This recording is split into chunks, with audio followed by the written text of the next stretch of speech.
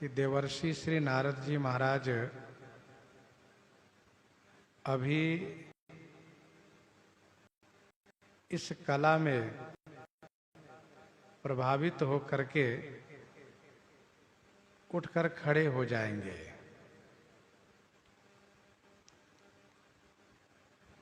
लेकिन उसकी कला किंचित भी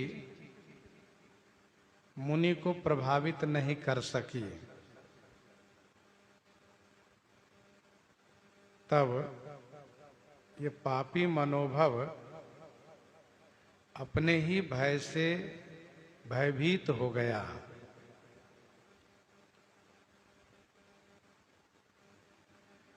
जिसकी रक्षा भगवान श्री रमापति जी स्वयं कर रहे हैं,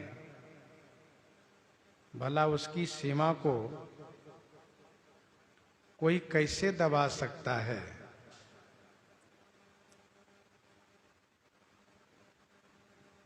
अर्थात जब भगवान स्वयं रक्षक हैं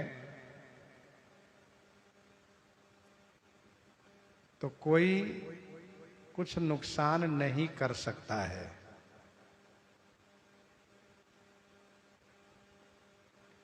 भगवान श्री शंकर जी की समाधि भंग करने में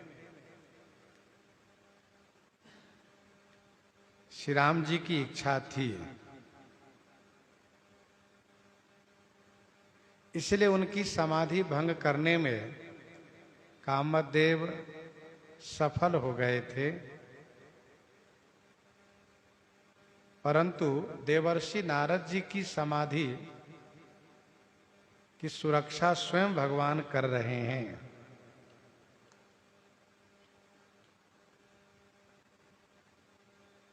विनय पत्रिका 137 पद में गोस्वामी जी ने लिखा, जो पै कृपा रघुपति कृपाल की, बैर और की काह सरई। जो पै कृपा रघुपति कृपाल की, बैर और की काह सरई।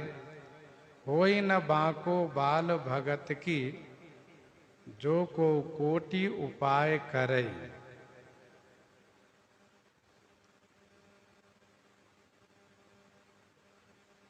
गीतावली अयोध्या कांड 49 में गोस्वामी जी ने लिखा, तिनकी न सकई चापी छाह, तुलसी जे बसही रघुवीर की बाह। उनकी छाया को कोई दबा नहीं सकता जो रघुवीर की बाह में सुरक्षित हैं। तुलसीदास रघुनाथ बाहुबल, सदा अभय काहू न डरे।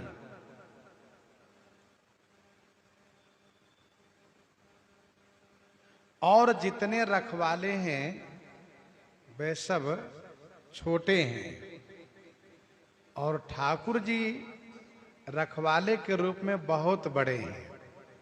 बड़ रखवार रमापति जासु।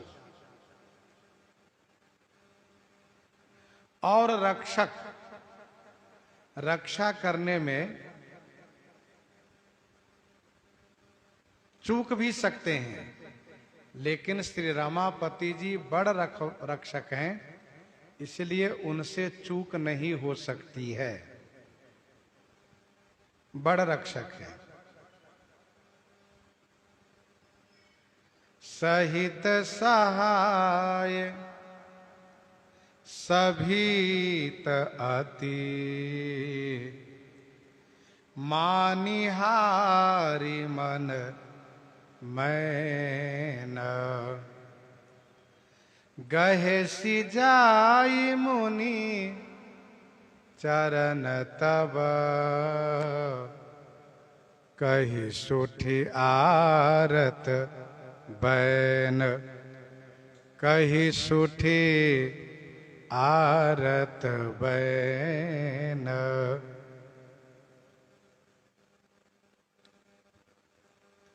सहित सहाय सभित अति, मानिहारी मन मैन। मैन, मैन माने कामदेव।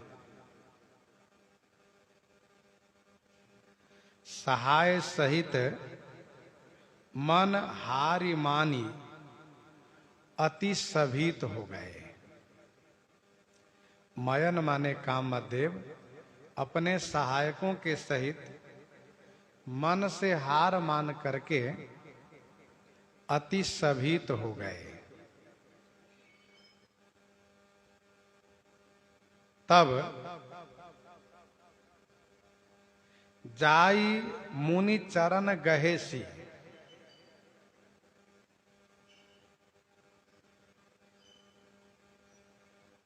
जाई मुनि चरण गहे सी, जा करके मुनि के चरण को पकड़ लिए। कही सुठी आरत बैन, फिर अत्यंत आर्त दुखी होकर के प्रार्थना करने लगे। अर्थात शरणागत हो गए, प्रपन्न हो गए।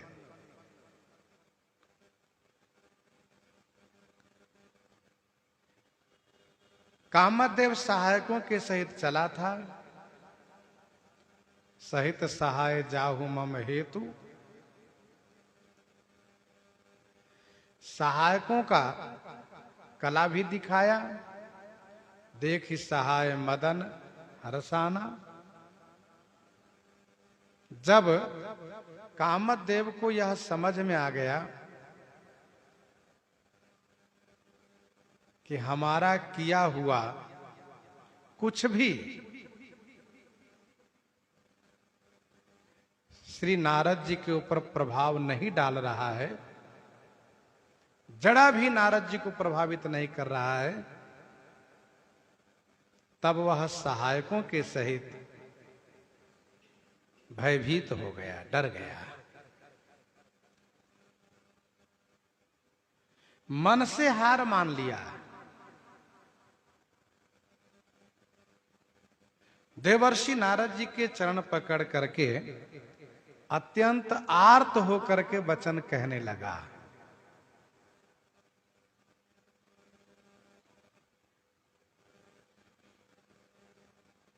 कामदेव मन से, वचन से, कर्म से, तीनों से प्रपन्न हुआ है, शरणागत हुआ है।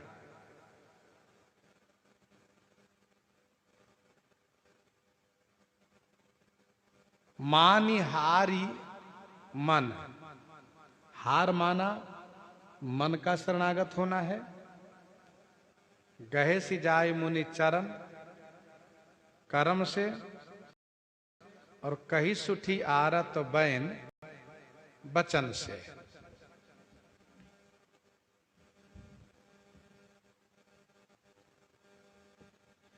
बहुत डरा हुआ है कामदेव अपने सहायकों के सहित। कहीं ऐसा न हो कि हमें श्राप न दे दे।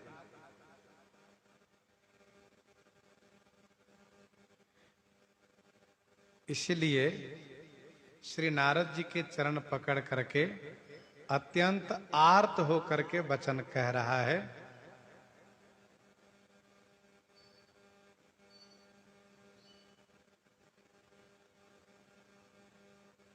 नारद जी से कामदेव अपने सहायकों के सहित डरा हुआ है, इसलिए सबके साथ शरणागत हुआ है।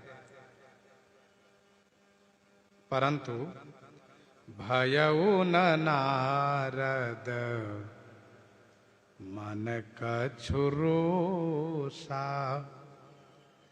कही प्रिय वचन काम परितोषा। कही प्रिय वचन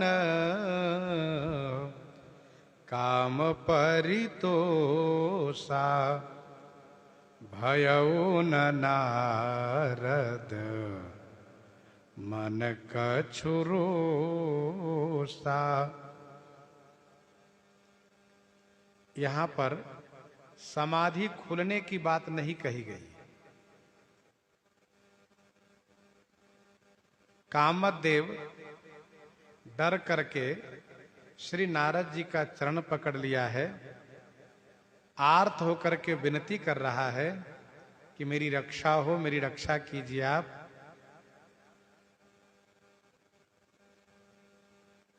तो श्री नारद जी उनको समझाना शुरू कर देते हैं।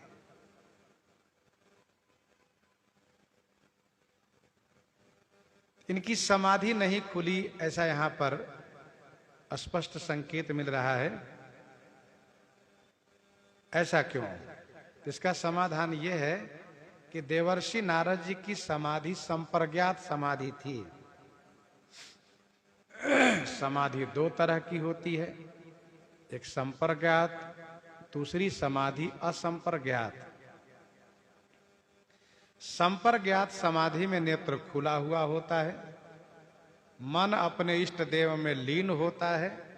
मनतः जहां रघुबर वैदेही, बिनु मन तन दुख सुख सुधि के ही। असंप्रज्ञात समाधि में बिल्कुल जड़वत स्थिति हो जाती है। तो श्री नारद जी की जो समाधि थी वह चेतन समाधि थी, इसलिए उनकी समाधि को खोलने के लिए यहां पर नहीं कहा गया। भयउन नारद मन कछु रोसा। श्री नारद जी के मन में कुछ भी रोष नहीं हुआ। देखो, पहले विकार मन में आता है, तब कर्म में आता है।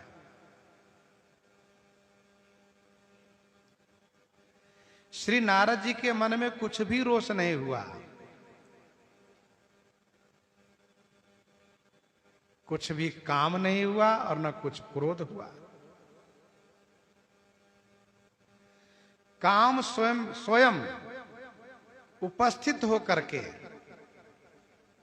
काम स्वयं उपस्थित होकर के अपनी कला दिखाया, फिर भी नारद जी के मन में काम की कला का कुछ भी प्रभाव नहीं पड़ा। काम कला किछु मुनि न व्यापी। मतलब काम उत्पन्न होने के सभी संसाधन होते हुए भी काम किंचित नहीं इनके मन में उत्पन्न हुआ। वैसे ही क्रोध उत्पन्न होने के कारण होते हुए भी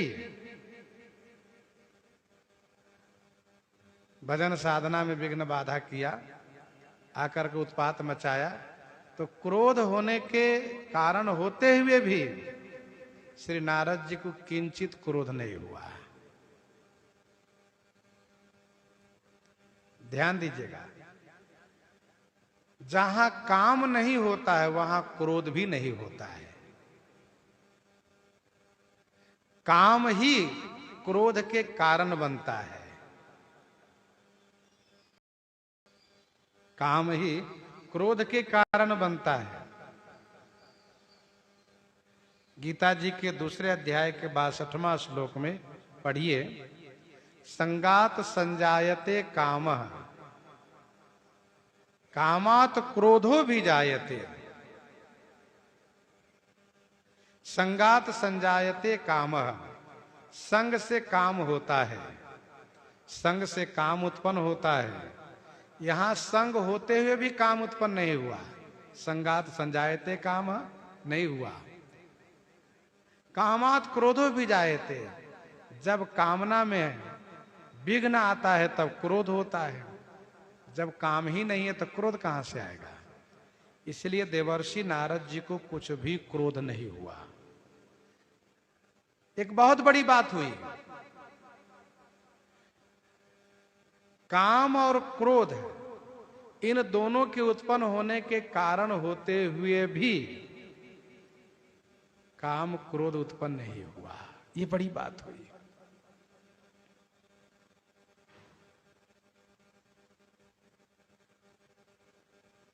अर्थात देवर्षि नारद जी के ऊपर काम क्रोध का प्रभाव नहीं पड़ा।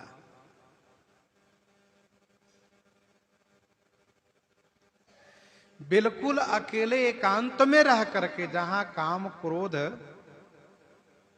का कोई कारण नहीं बन रहा, वहां पर रह करके यदि इंद्रिय जीत बन लेता हो तो ये कोई बहुत बड़ी बात नहीं है। बल्कि जहां काम क्रोध उत्पन्न होने के तमाम कारण होते हुए भी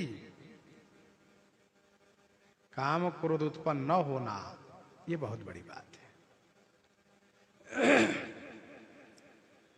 ते धीर अछत विकार, ते धीर अछत विकार रहत जे मनसिज बस किए।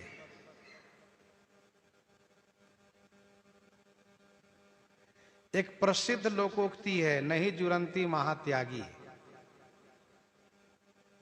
वस्तु के अभाव में त्याग दिखाना ये कोई बहुत प्रशंसनीय त्याग नहीं है। वस्तु प्राप्त होते हुए भी त्याग दिखाना ये प्रशंसनीय त्याग होता है।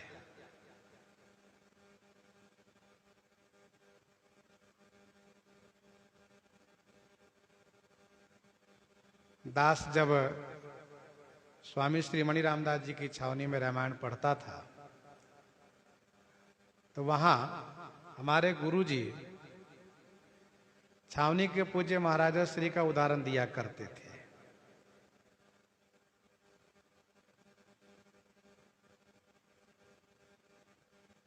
स्पष्ट कहा करते थे कि आजकल महंत होने के बाद लोग अपने शौक पूरा करने में लग जाते हैं। बढ़िया कपड़े होने चाहिए,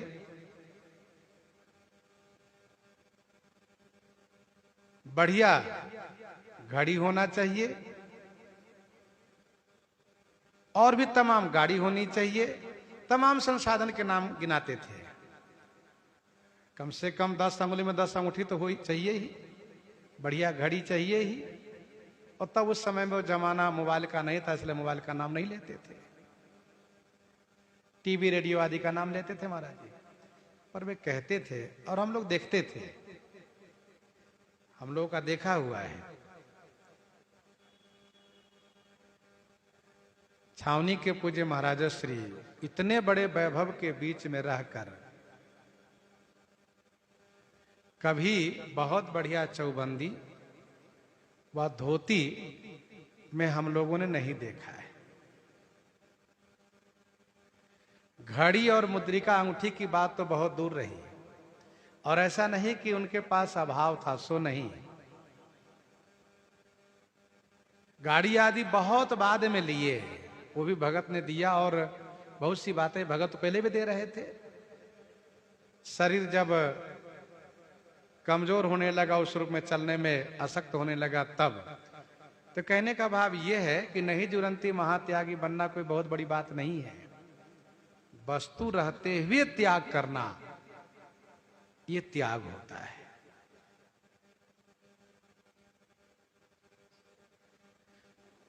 तो महाराजा श्री कहा करते थे कि देखो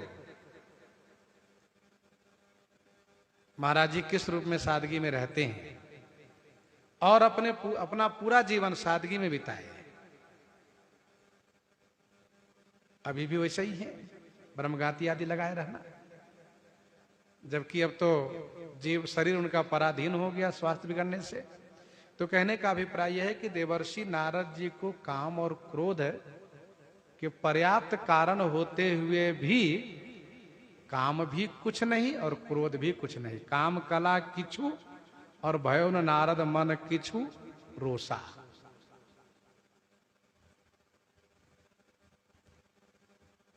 कही प्रिय वचन काम परितोषा।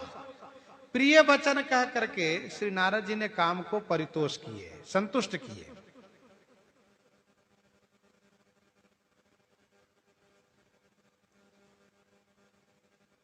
कही प्रिय वचन काम परितोषा।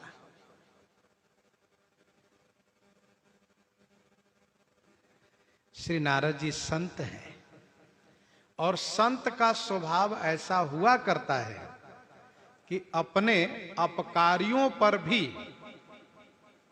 वह अनुग्रह ही करते हैं, उनके कल्याण की ही कामना करते हैं। भक्तमाल जी के 158 कवित्त में, भक्तमाल जी के 158 कवित्त में स्वामी श्री प्रियादास जी ने लिखा, श्री जयदेव जी महाराज कहते हैं, कैसो अपकार करो तौ उपकार होत, कैसो अपकार करो तौ उपकार होत, निपट अमोल ये संतन के भेष है, निपट अमोल ये संतन के भेष है।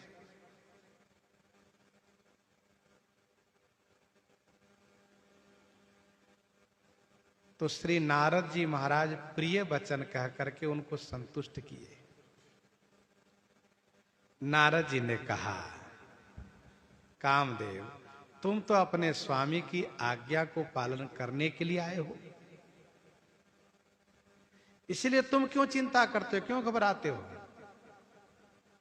तुमने कोई अपने मन से ऐसा अपराध तो किया नहीं है, और फिर तुम संसार में इसलिए बनाए गए हो, उत्पन्न किए गए हो,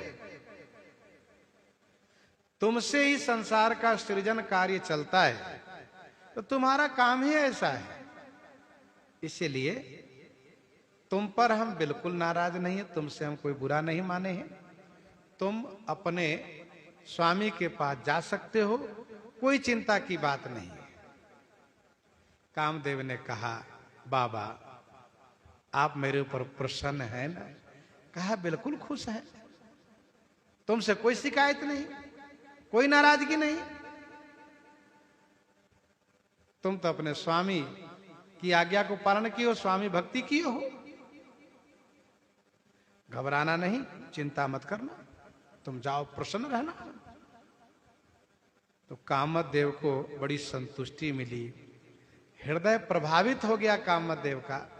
धन्य है बाबा, मैंने बहुत बाबाओं को देखा, थोड़े में नाराज हो जाते हैं, श्राप दे देते हैं, लेकिन ये बाबा है, इतना सब कुछ करने के बाद इन्होंने मुझे प्रिय वचन कह करके, कोमल वचन कह करके संतुष्ट किया है।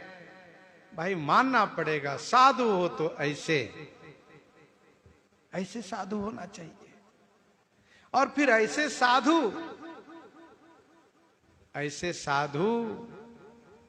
हमेशा सुरक्षित रहेंगे, सुरक्षित रहते हैं, क्योंकि ऐसे साधु साक्षात भगवान के रूप होते हैं।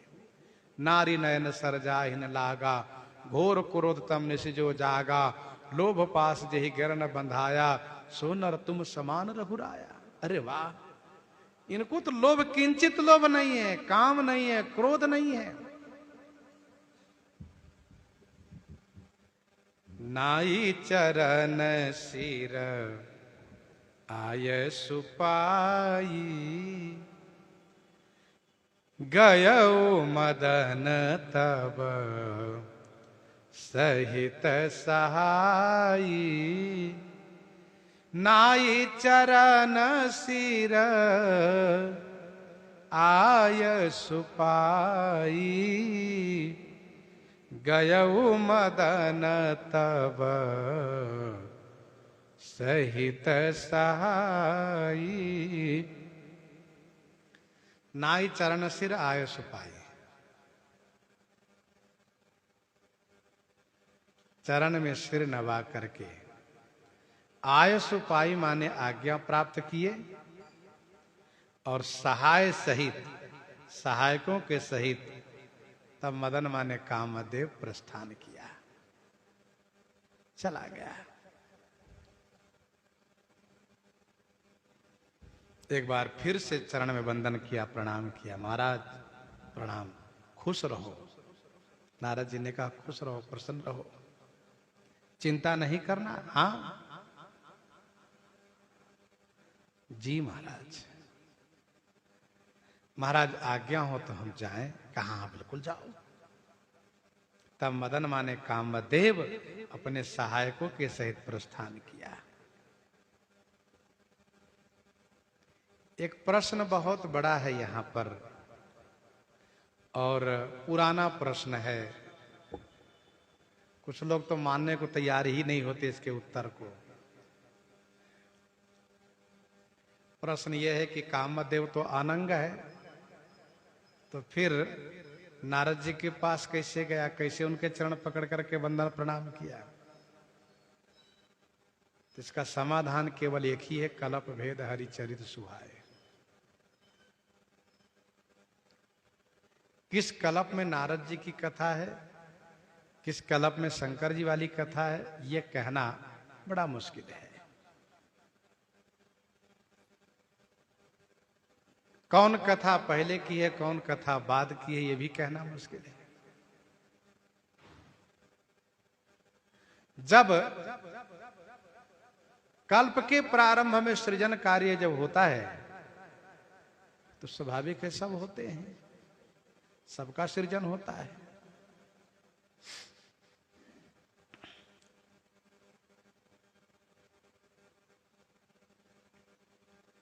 जब आया था कामदेव तो प्रणाम नहीं किया था। जब आया था तो प्रणाम नहीं किया था।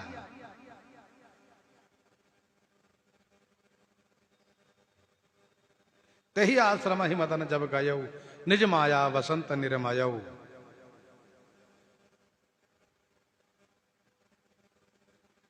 परंतु अब जब चला है तो प्रणाम करके चला है। आया था बहुत हल्का मान करके, तुक्ष मान करके।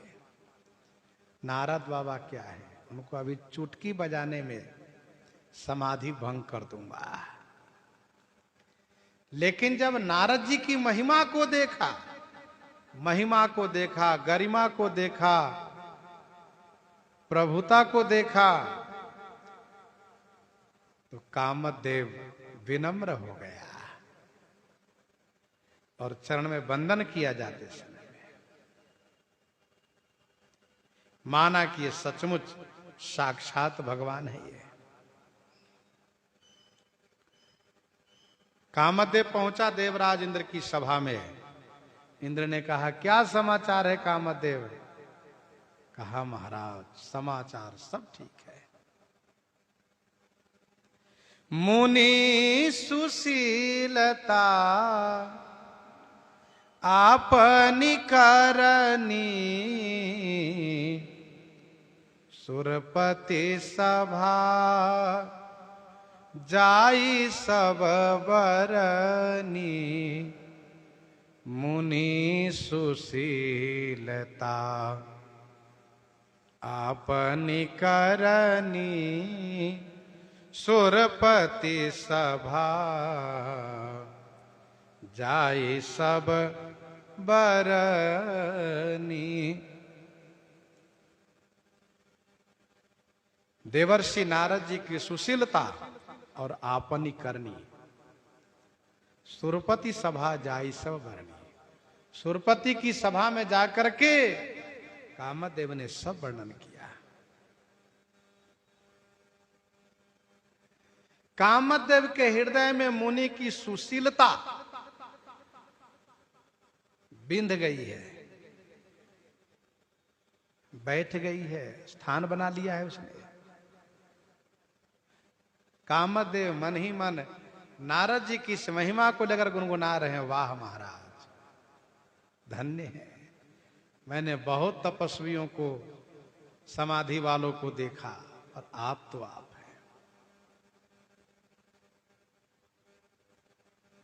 मैंने अपनी सारी कला दिखाई,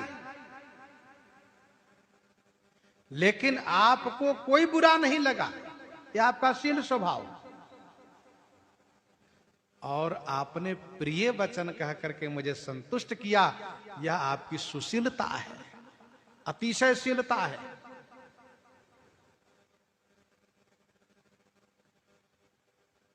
कामदेव ने पहले नारद जी की शील गुण, नारद जी की शीलता को सुनाया, महाराज, हे देवराज, श्री नारद जी तो महान संत हैं। मैंने उनके साथ जो व्यवहार किया, उस व्यवहार पर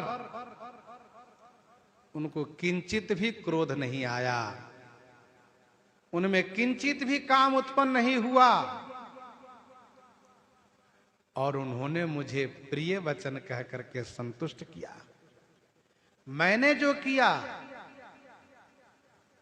वह भी आप सुनिए।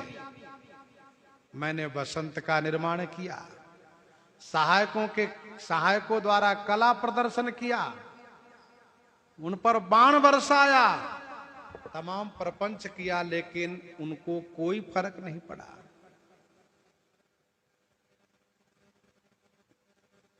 तो कामदेव ने पहले मुनि की सुशीलता को वर्णन किया, फिर अपनी करनी को सुनाया। देवराजेंद्र की सभा में सब सुनाया, अपनी हार, नारद जी की जीत को, और बड़ी प्रसन्नता के साथ, गर्व के साथ सुनाया। और इसका कारण है मुनि की सुशीलता। कामदेव हारने पर भी बहुत प्रसन्न है, नारद जी से प्रभावित है।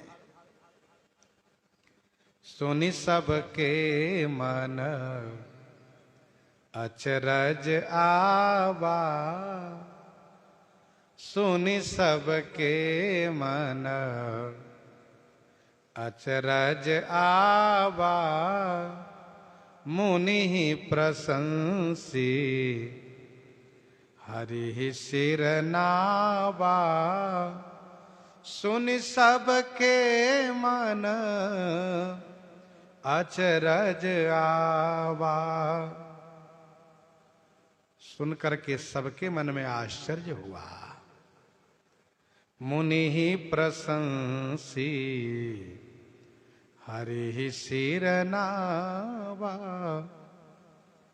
मुनि ही प्रशंसी, मुनि देवर्षि नारद जी की प्रशंसा करके सबने श्री हरि को, भगवान को प्रणाम किए।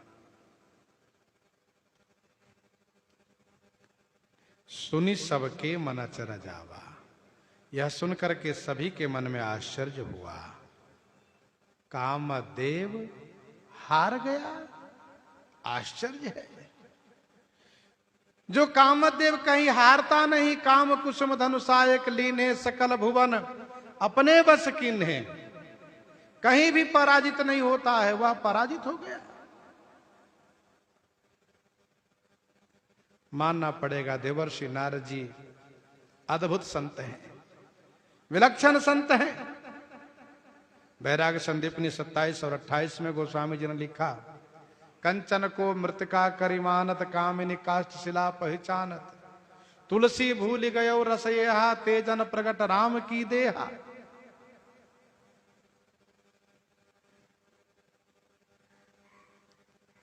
कंचन कांचे समगने, कामिनी काष्ठ पशा। तो ये संत संसार में बहुत कम पाए जाते हैं। तुलसी ऐसे संत जना बिरले या संसार। तो सुनि सबके मन अचरज आवा, सबको आश्चर्य हुआ। मुनि ही प्रशंसी हरि सिर नावा।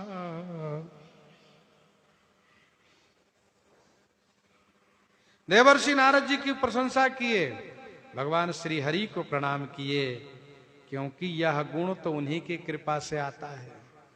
यह गुण साधन ते नहीं होई, यह गुण साधन ते नहीं होई, तुम्हारी कृपा पाव कोई कोई।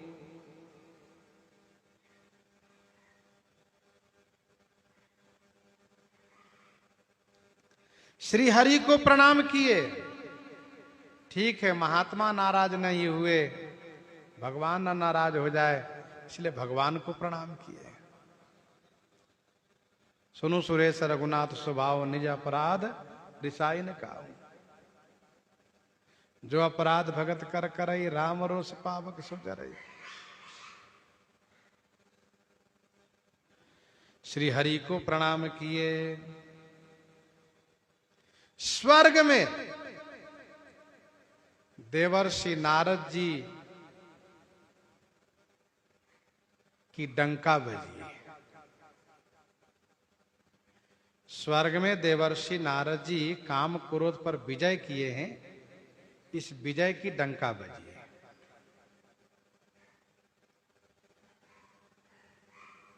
स्वर्ग में बड़ी प्रशंसा हुई, सब जगह यही चर्चा है, नारद जी महान संत हैं, अद्भुत संत हैं।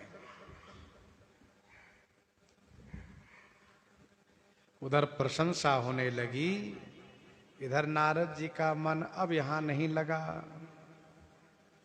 तब नारद गबने शिव पाही। तब नारद गबने शिव पाही। जिता काम अहमिति मन माही।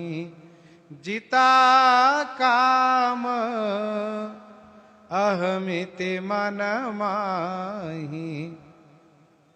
तब नारद गबने शिव पाही। तब नारद गबने शिव पाही। तब श्री नारद जी महाराज शिव पाही, शिव जी के पास गबने माने प्रस्थान किए। जिता काम मन माही अहमिति। काम को जीत लिया है, मन में अहमिति माने ऐसा अहंकार उत्पन्न हो गया है।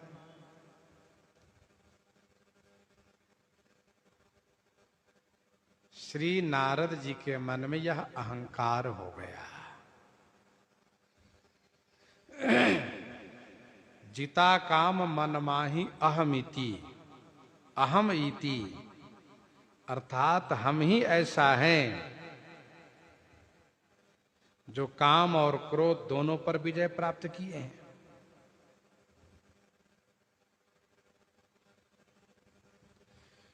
भगवान श्री शंकर जी काम को जीते हैं और श्री शंकर जी अहंकार के देवता हैं।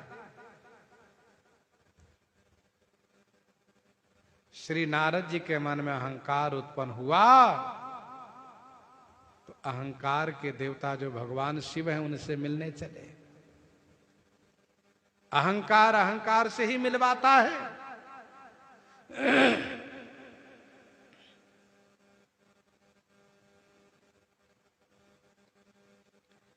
मानत ज्ञान पानते लाजा।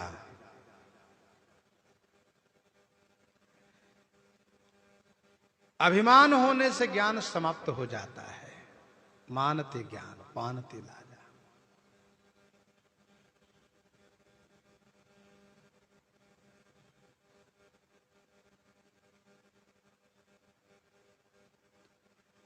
मन में अभिमान हो गया नारद जी को। ध्यान देने वाली बात यह है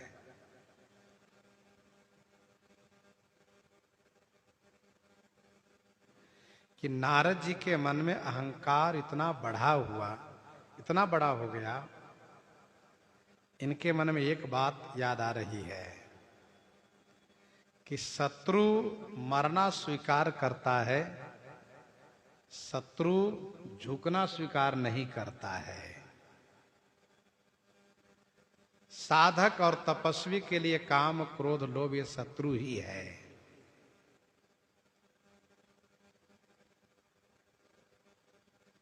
कामद मेरे सामने में झुक गया।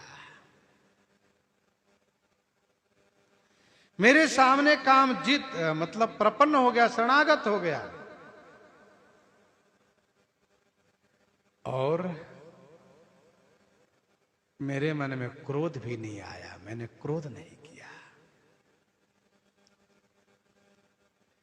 श्री नारद जी के मन में काम और क्रोध जीतने का अहंकार उत्पन्न हो गया। तब नारद गबने शिव पाही, जिता काम अहमिते मन माही।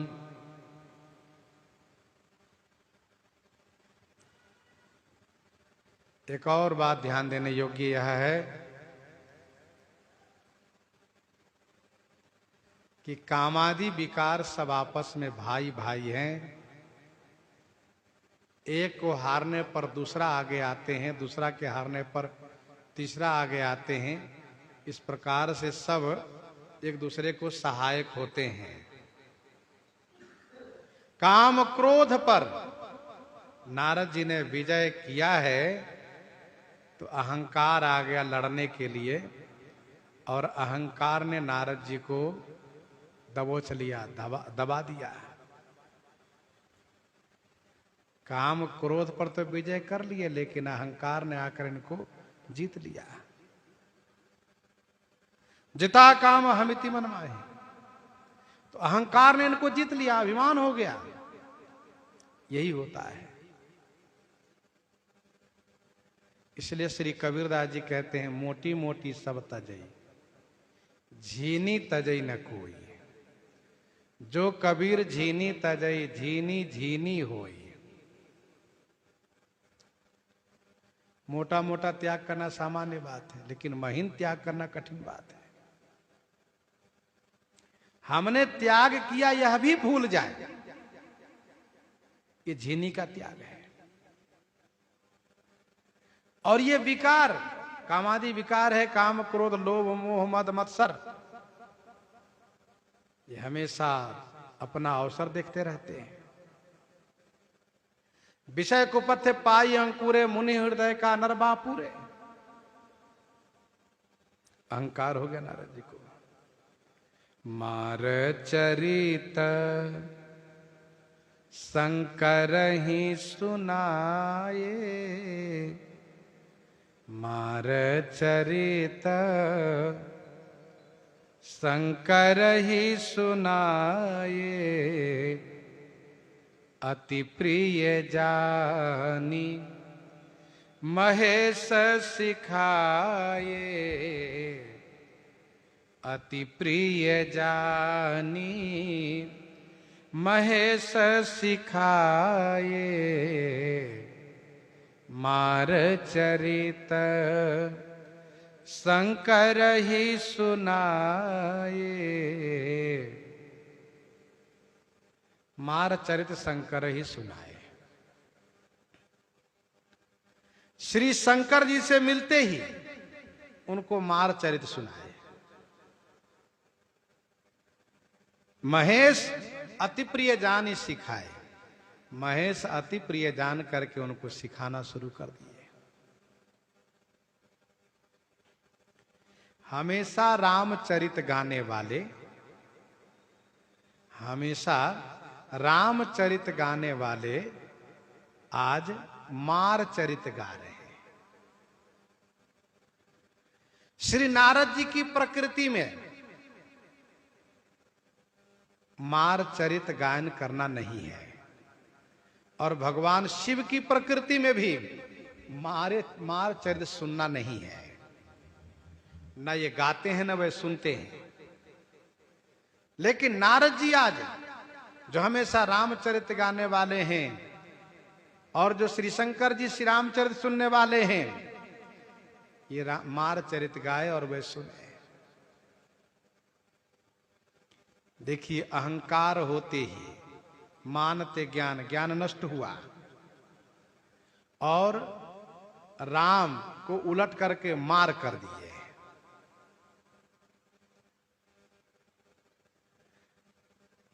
अर्थात म को उठा के इस पार कर दिए, र को उठा के उस पर कर दिए। मार चरित हो गया। श्री शंकर जी बड़े हैं, लेकिन नारद जी को अहंकार हो गया है, इसलिए प्रणाम तक नहीं किए।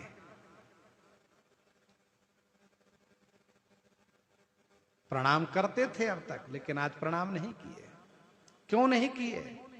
यह सोच करके कि श्री शंकर जी तो केवल काम पर विजय किए, क्रोध पर नहीं। क्रोध पर विजय नहीं किए, क्रोध उनको आ गया, काम को जला दिए।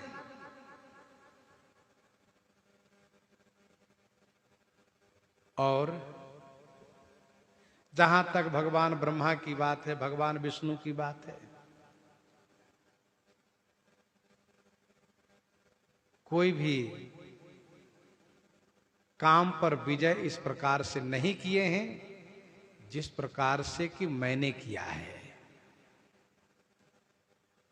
जिसके जीवन में यह अभिमान आता है कि मैंने वह काम किया है जो किसी ने नहीं किया है,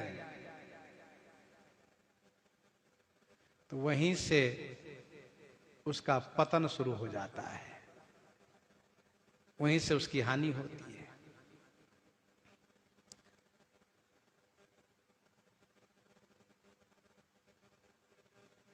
मार चरित शंकर ही सुनाए, श्री शंकर जी को सुनाने लगे। वैसे श्री शंकर जी को कुशल प्रश्न करने का मौका भी नहीं दिए, जैसे ही दिखाई दिए वैसे सुनाना शुरू किए। भोलेनाथ, मैं हिमालय में समाधि लगाया था। भोलेनाथ ने कहा फिर क्या हुआ? कहा इंद्र को डर हो गया, उसने कामदेव को भेजा। महाराज, कामदेव ने अपना पूरा करामात कर दिखाया, पूरी कला दिखाया, पूरी शक्ति लगाया, लेकिन उसका कुछ नहीं चला। और हां, मैंने उन पर क्रोध भी नहीं किया, उनको प्रेम से समझा करके विदा कर दिया। जाओ, तुमने स्वामी भक्ति की है। इस प्रकार से नारद जी तुरंते मारचरित्र गाना शुरू कर दिए, कुशल प्रश्न का मौका नहीं दिए। जैसे आगे भगवान विष्णु को मौका मिला कुशल प्रश्न करने का। हर से मिले उठी रमा निकेता, बैठे आसन ऋषि समेता, बोले बेहस चराचर आया, बहुते दिन न किन्न मुनित आया। यहां पर मौका ही नहीं दिया।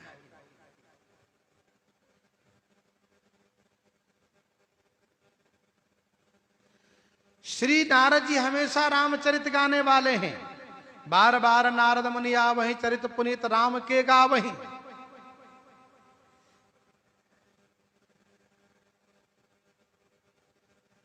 गावत रामचरित मृदुबानी, प्रेम सहित बहु भांति बखानी।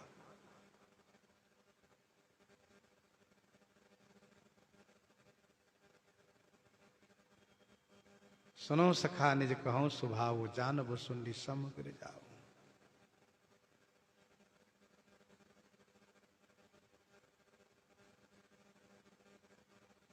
तो श्री राम जी के स्वभाव को नारद जी जानते हैं, श्री शंकर जी जानते हैं। ये लोग जब भी मिलते हैं श्री रामचरित गाते हैं, पर आज रामचरित न गा करके मारचरित गाए हैं। श्री शंकर जी महाराज श्री राम जी के स्वभाव को जानते हैं। प्रभु ने कहा सुनो सखा निज कहूं स्वभाव, जान भुसुंडी सम गिर जाऊं। तो क्या स्वभाव जानते हैं? यही कि सुनहु राम कर सहज स्वभाऊ, जन अभिमान न राखहि काहू।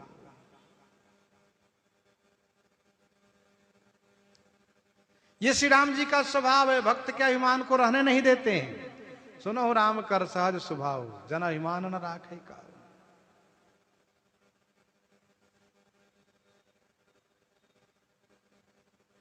क्योंकि संस्कृति मूल सूल प्रदनाना, सकल शोकदायक अभिमाना। इसलिए अभिमान को रहने ही नहीं देते हैं।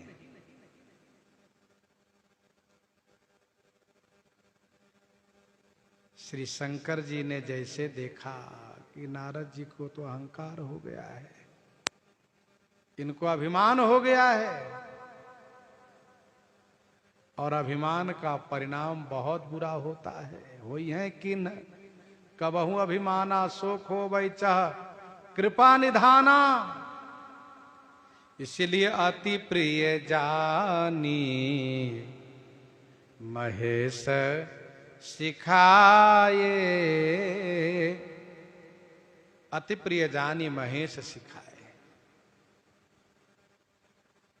अति प्रिय जान करके महेश सिखावन दिए।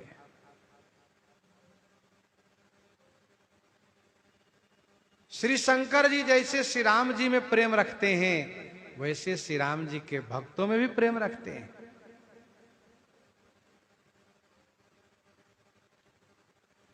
और श्री नारद जी तो महान भक्त हैं,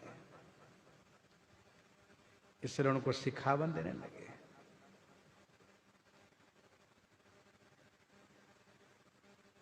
वैसे भी बहुत प्रेम करने का मतलब भी यही होता है कि कुमार्ग से उनको रोको। कुपथ निवारी, कुपथ निवारी, सुपंथ चलावा। कुपथ निवारी, सुपंथ चलावा। गुण प्रगटै अब गुणनि दुरावा। गुण प्रगटै अब गुणनि दुरावा। इसलिए श्री शंकर जी उनको शिक्षा देने लगे। शंकर माने कल्याण करता है, सम कल्याणम करो तीति शंकर। श्री नारद जी के कल्याण है तो शिक्षा देने लगे। नारद जी इस बात को बाद में जान पाए, अभी नहीं, बाद में जान पाए। नारद जाने नाम प्रतापु, जग प्रिय हरि, हरिहर प्रिय आपु। बार बार बिनबऊ मुनि तोहि, जिम यह कथा सुनायहु मोहि। जिम यह कथा सुनायहु मोहि। बार बार बिनबऊ मुनि तोहि, हे मुनि तो ही बार बार बिनबऊ। हे मुनि आपसे मैं बार बार विनती करता हूं। जिम यह कथा सुनायहु मोहि। जिमी माने जिस प्रकार से, मोहि यह कथा सुनायहु। सच्ची बात बताने में क्या हानि है, क्या दोष है? इसका उत्तर यह है कि हानि दोष तो नहीं है, लेकिन बताने की शैली सही होनी चाहिए।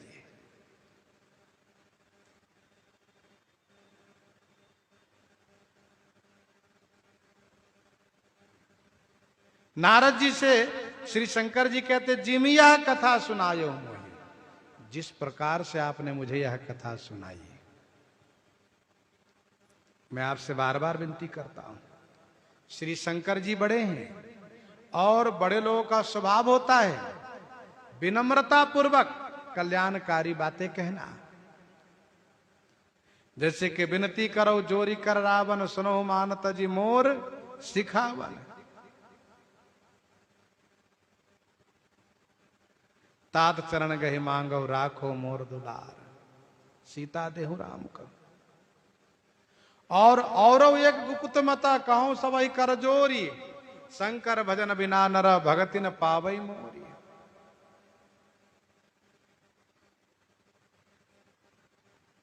तो महापुरुष लोग कल्याणकारी बात विनम्रता पूर्वक ही कहते हैं, विनम्र होकर के। जिम यह कथा सुनायहु मोहि, तिम जानि हरि सुनायहु कबहू। चलेहु प्रसंग दुरायहु तब हूँ चलहु प्रसंग, दुरायहु तब हूँ। देवर्षि जी, तीमी हरे ही कबहू जनि सुनायो, तीमी हरि ही कबहू जनि सुनायो। और प्रसंग चला तो कहा तब भी छुपा दीजिएगा। चले हूं प्रसंग दुरायो हूं तब हूं, प्रसंग यदि चले बात चले तब भी आप छुपा दीजिएगा। तिमि जनि हरि सुनायहु कबहू चलहु प्रसंग,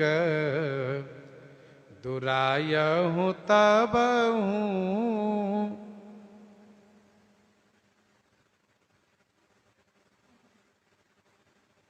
जिस प्रकार से आपने कथा सुनाई है उस प्रकार से श्री हरि को मत सुनाइएगा। श्री शंकर जी जानते हैं यदि सुना दिए तो इनको कष्ट हो जाएगा, जीवन में कष्ट आ जाएगा।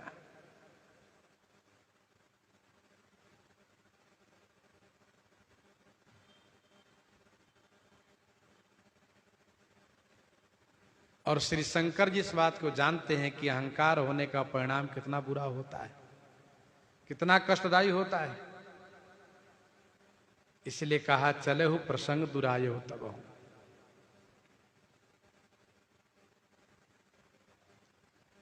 श्री शंकर जी सब परिवार भगवान से यह प्रार्थना करने के लिए गए कि आपके सभी अवतारों को मैंने दर्शन किया, मोहिनी रूप आप इतना जल्दी मिलिए कि हम दर्शन नहीं कर पाए।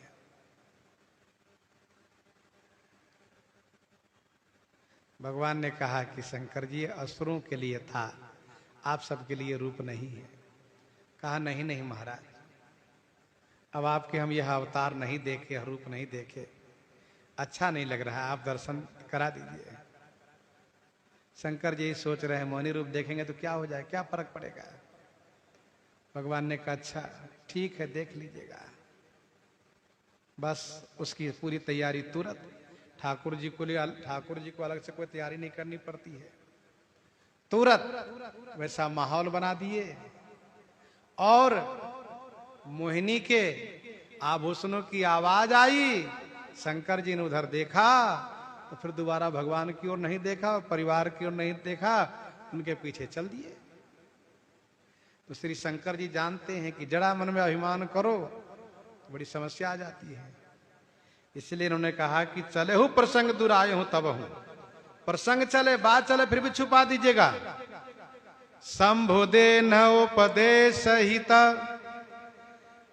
नहीं नारद ही सोहान, भरद्वाज कौतुक सुनहु हरि इच्छा बलवान। संभुदे न उपदेश हित नहीं नारद ही सोहान। भगवान श्री शंकर जी हित उपदेश देने, हितकारी उपदेश किए, कल्याणकारी उपदेश किए, नहीं नारद ही सुहान। पर देवर्षि नारद जी को अच्छा नहीं लगा। क्यों नहीं अच्छा लगा? नारद जी ने सोचा अच्छा संसार में लोग अपने आप को ही बड़ा बन के रहना चाहते, दूसरे को बड़े नहीं होना देना चाहते हैं। शंकर जी सोचते हैं कि नारद जी का कहीं नाम न हो जाए, इसलिए हमको मना करते हैं कि नहीं सुनाइएगा। हम जान रहे हैं ना इनके अंदर में ईर्ष्या है, जबकि इन्होंने केवल काम को ही जीता है, क्रोध को जीता भी नहीं है। और मैंने काम क्रोध दोनों को जीता है, फिर भी मेरा उत्कर्ष इनको अच्छा नहीं लग रहा है, मेरा बड़प्पन इनको नहीं अच्छा लग रहा है। मुझे मना कर रहे, बताना नहीं, कहीं प्रचार ना हो जाए। और मैं तो प्रचार करूंगा ही।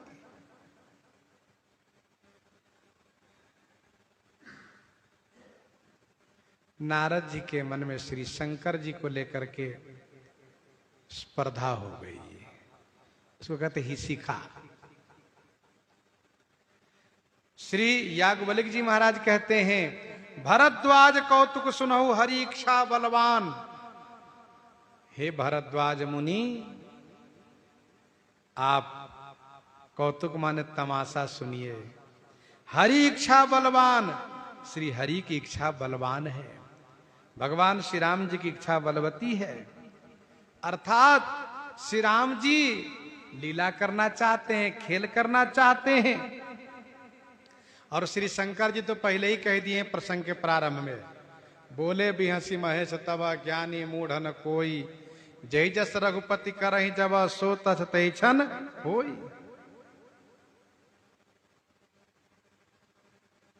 भरद्वाज कौतुक सुनहु हरि इच्छा बलवान। हरि इच्छा है, इसलिए श्री शंकर जी का उपदेश नारद जी को अच्छा नहीं लगा।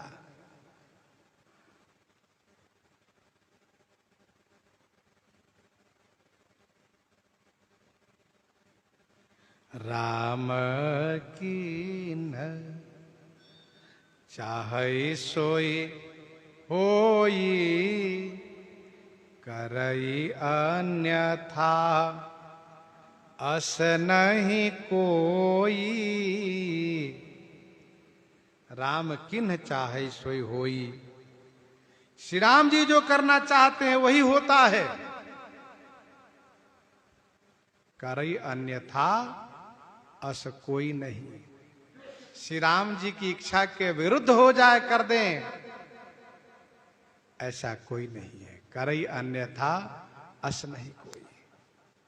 श्री याज्ञवल्क्य जी महाराज भरद्वाज जी को इस प्रकार से संबोधित किए हैं कि हरि इच्छा बलवान, आप सुनिए। प्रसंग को हम आप यहीं पर हृदयांगम करते हैं। आइए श्रवण करते हैं श्री भक्तमाल जी से।